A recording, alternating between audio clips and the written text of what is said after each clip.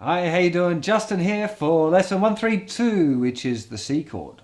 The last of the big eight, which is the main 8 open chord shapes that you learn when you're starting your guitar journey. And this is the last one. This is a C chord. Now, a lot of people find the C chord a little awkward. It's maybe not quite as stretchy as the G chord, or at least not acrosswise, but it is lengthwise.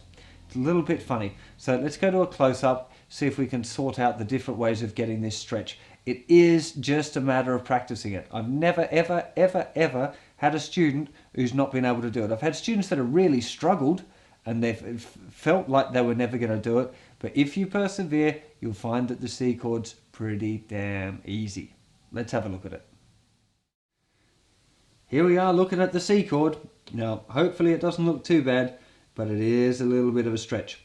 So let's go through the problems and solutions for this chord.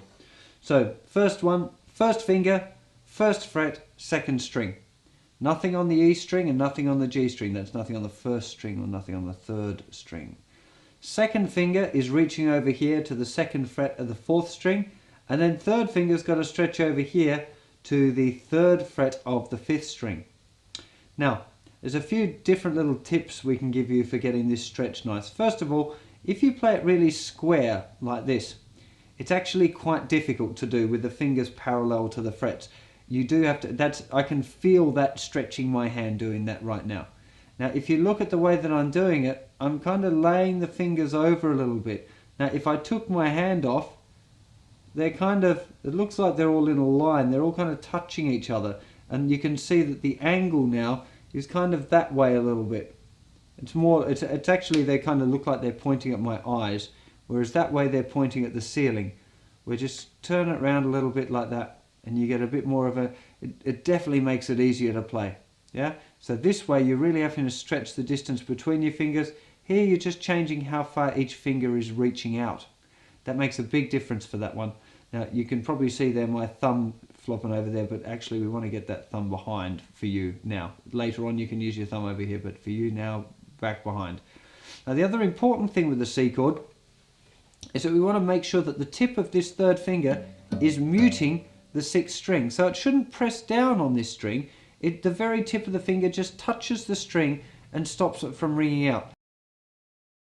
Now the thing that you'll find here with this chord as well, especially when you go on to do the strum, pick out strum, is there's quite a few places where fingers can lean over and touch other strings. So there's the correct sound for it. Now the first note, which is the fifth string, you're probably not going to have too much trouble with. It's pretty straightforward. The next note here, which is the fourth string, it's very likely here that your third finger is going to be leaning over and touching that fourth string. So that's the first thing that you want to look out for, is making sure that finger's nice and up.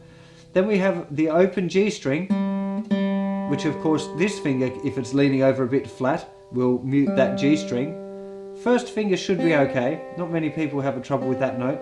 But then the open E string, if the first finger's leaning over a little bit too much, you'll get the open E string muted. So it really is, the trick with C chord is, one, don't be too square like this. Allow your fingers to be a little bit of an angle, and also to make sure that you're really on the points with the fingers. Don't let them lay down too flat, or you'll just always be muting the strings next to them. Okay, I hope you've had fun stretching out for that C chord. It is a little bit of a tough one, but it's not that bad, and it just seems impossible right now. But after a week or two, your fingers will have limbered up and it'll be a lot easier. After a month or two, you'll wonder why you ever had a problem with it at all, because it's not that bad in the grand scheme of guitar chords.